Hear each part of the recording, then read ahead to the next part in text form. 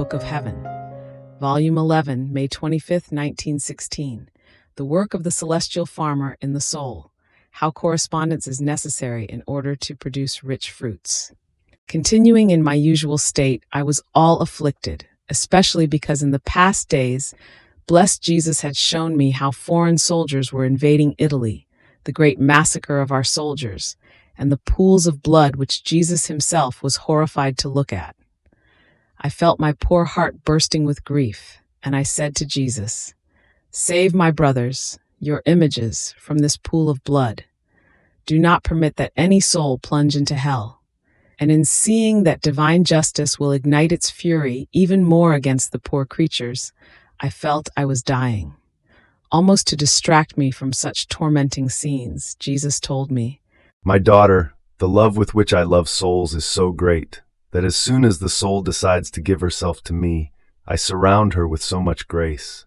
I caress her, I move her, I pick her up, I endow her with sensible graces, with fervors, with inspirations, with squeezes of her heart. So, in seeing herself so filled with graces, the soul begins to love me, forms as though a foundation of prayers and pious practices within her heart, and begins to exercise herself in the virtues. All this forms a flowery field in the soul. But my love is not content with just flowers. It wants fruits. So it begins to make the flowers fall. That is, it strips her of the sensible love, of fervor, and of everything else, in order to make the fruits be born. If the soul is faithful, she continues her pious practices, her virtues. She takes no pleasure in any other human thing. She does not think about herself, but only of me. Through trust in me, she will give flavor to the fruits. Through faithfulness, she will make the fruits mature, and through courage, tolerance, and tranquility, they will grow and become rich fruits.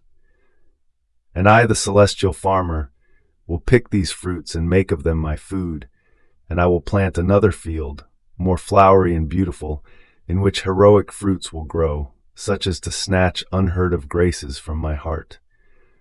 But if she is unfaithful and mistrustful, becomes restless, takes pleasure in human things, etc., these fruits will be unripe, insipid, bitter, covered with mud, and will serve to embitter me and to make me withdraw from the soul.